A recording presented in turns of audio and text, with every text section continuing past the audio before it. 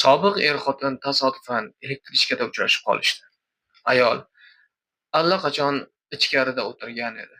U esa keyin kirib keldi. Qochib ketishmadi. Axir yosh bolalar emas, ikkalasi ham jiddiy katta odamlar. Qolaversa, ajrashishlari ham tinch yo'l bilan bo'lgan. Bir-birlariga sinchiklab qarashdi. Hatto kulimsirashdi ham. Mayli. Nima bo'lgan bo'lsa, o'tdi ketdi. Baribir 2 yil birga yashashgan. Erkak uning ko'rinishi yaxshi ekanligini payqadi. Albatta, yillar o'z izini qoldirgan, lekin kiyinishi har doimgidek, did bilan. O'zini tutishi ham tik. Ayol esa uning sochlarining bir qismini vaqt olib ketganini ko'rdi. Peshonasidagi kallik tobora katta hududni zabt etayotgandi. Yuzi deyarli o'zgarmagan, faqat jiddiylik ko'payayotgandek go'yo. Erkak so'radi: "Qanday yashayapsan?" "Yaxshi", deb javob berdi u. Oddiy, standart javob. Yolg'izlikmi yoki 3 yil oldin prokurorga turmushga chiqqanman, dedi ayol. Munosib odam, jiddiy, juda ko'p ishlaydi, doimo band. Men esa uy bekasi, ro'zg'or yumushlari degandek tushliklar tayyorlayman. Gapini tugatib unga so'roq nazari bilan qaradi. Endi navbat sizga. U ham ma'lum bo'lishicha uylangan edi. Er-xotin oziq-ovqat do'koni ochishibdi. Shuning uchun uyda ozuqa mo'l. Ro'zg'or mayda-chuydalarni o'ylamasa ham bo'ladi. Xotini biroz jiddiy, lekin ayni paytda mehribon va nozik. Ishda juda charchaydi. Chunki har xil mijoz bor. Asablari tamoman charchagan. Shu sabab har yili sayohat qilishadi. Goh u mamlakatga, goh bu mamlakatga. Sukut. Suhbat qovushmadi. Sobiq xotin to'satdan qaynonasi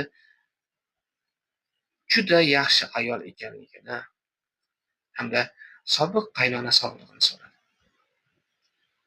"Onam olamdan o'tdi", dedi erkak. 2 yil bo'ldi. Ikkalasi ham xo'rsindi. Biroz g'am bosdi.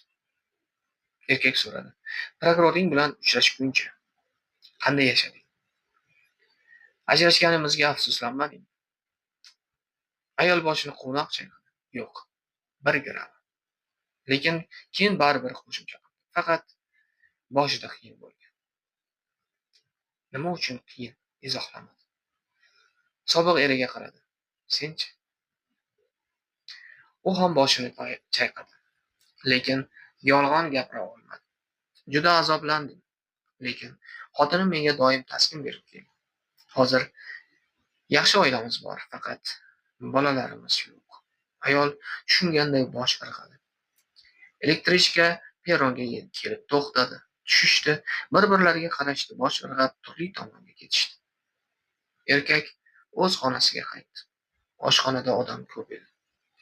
Shuning uchun o'zining plitkasini yoqib, chuchvara qaynatmoqchi bo'ldi. Yo'lakda yurib, qo'shnilar bilan gaplashgisi kelmasdi. G'amni o'tkazish uchun yolg'izlik kerak edi unga. O'shanda ajrashgandan keyin yuragi qattiq singandi. Juda azobli bo'lgan. Icha boshladi. Kredit olib qarzlarga botdi. Hayoti o'lim yoqasiga kelib qoldi. Onasi chidolmadi, vafot etdi. Qarzlarni yopish uchun yashab turgan kvartirasini sotdi. Hozir o'zi kichik yotoqxonada yashayapti, lekin unga shu ham yetadi. Boshqa ayollar bilan munosabat qila olmadi. Birinchi muhabbati armon bo'lgach, yuragi taqa-taq yopilgandi. Chunki xotini u yerda abadiy yashab qolgandi. O'tirib o'yladi. Nega yolg'on gapirdi?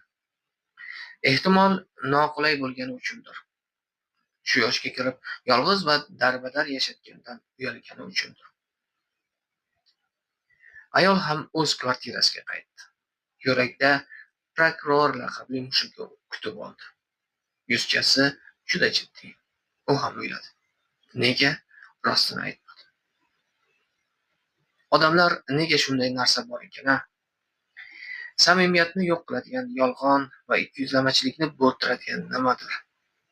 Kibrmikan? Taslim bo'lmaslik yoki yon bermaslik deb atalarmikan bu narsa? Yoki noqulaylik, umidsizlikmi uning nomi? Oziq-ovqat do'koni, prokuror, chet elga sayohati, baxtli uy bekasi, niqobli yolg'onlar. Aslida ikkalasi ham yolg'iz, g'amgin odamlar. Faqat ayolga yengilroq prokuror bor.